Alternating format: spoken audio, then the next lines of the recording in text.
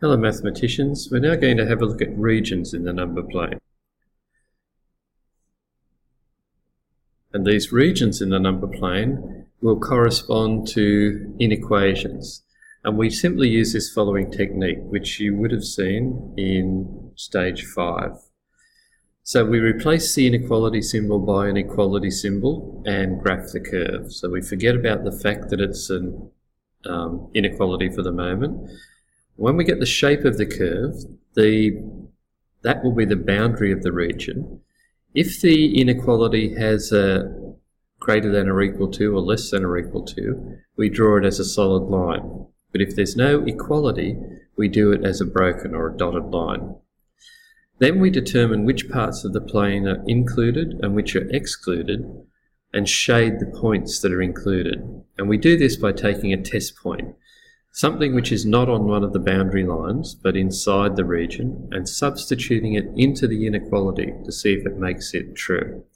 The origin is the easiest test point, and after that we take points on the axis, but in theory it could be any test point. So let's have a look at this process in practice with these examples. Hopefully it will all come flooding back to you. So I will only do some of these. It will also give you a really good chance, as I've said so often, to become more and more familiar with the curves so that they do eventually become second nature to you.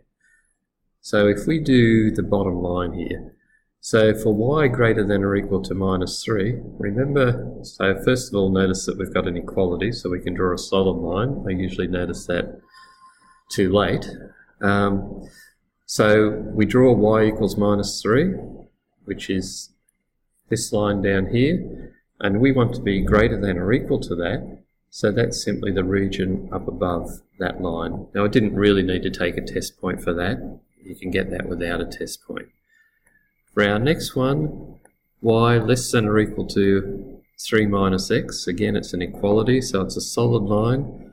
We recognise this is a straight line cutting through 3 with a gradient of minus 1, so this would be 3 and 3. So we're either to the left or to the right of that line. They're the two regions this line breaks the plane into. Notice, like I'm being lazy here, if this was an exam question, we should label those. Best possible answer would have these here as well, but they're trivial bits in a way. So, which side of the line? So take a test point, and we said 0, 0 is the easiest one. So if I put 0 here and 0 here, is my statement true? Is 0 less than or equal to 3 minus 0? And yes it is, so that happens to be the correct side. Very quickly this one, so a slope of a half cutting at minus 1, so it means it cuts at minus 1, goes through and cuts at 2.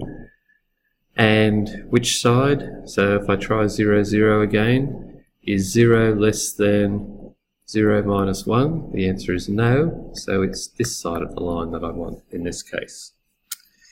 Here we should recognise we're talking about a circle, centre the origin, radius 2, and we take a test point. So 0, 0, if I put 0 here and here, is it less than 4? The answer is yes, so we're talking inside the circle. And here I've just given a really good demonstration of the fact that I didn't look carefully enough at that. It should be a dotted line. So I'll just erase that, and we'll pretend that that dotted line was in there from the start. Okay, our next one, y greater than or equal to x squared minus 1. So we know that y equals x squared minus 1 is our parabola, slid down the axis, cutting at minus 1. For what it's worth, and this should happen automatically, although it's not essential for this question, we see a difference of squares, so we know that this point is plus 1 and minus 1.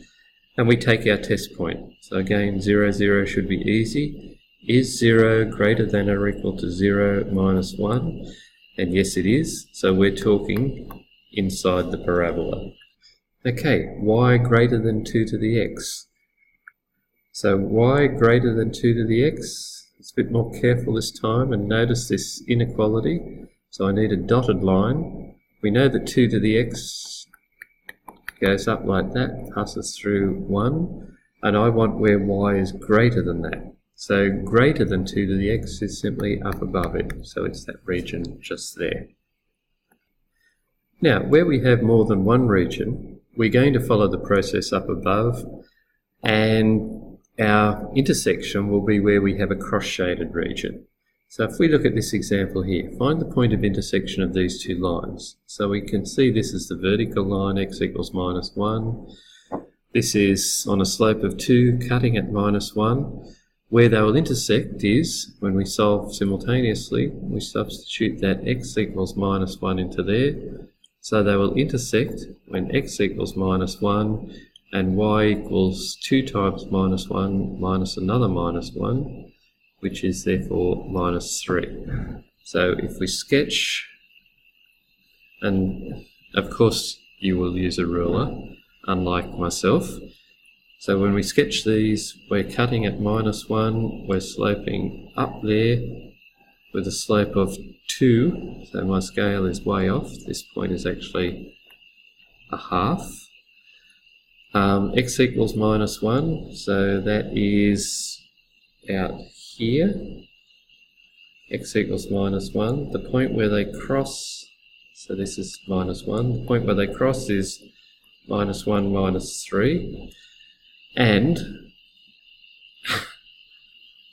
that should have been a dotted line. I'll just fix that.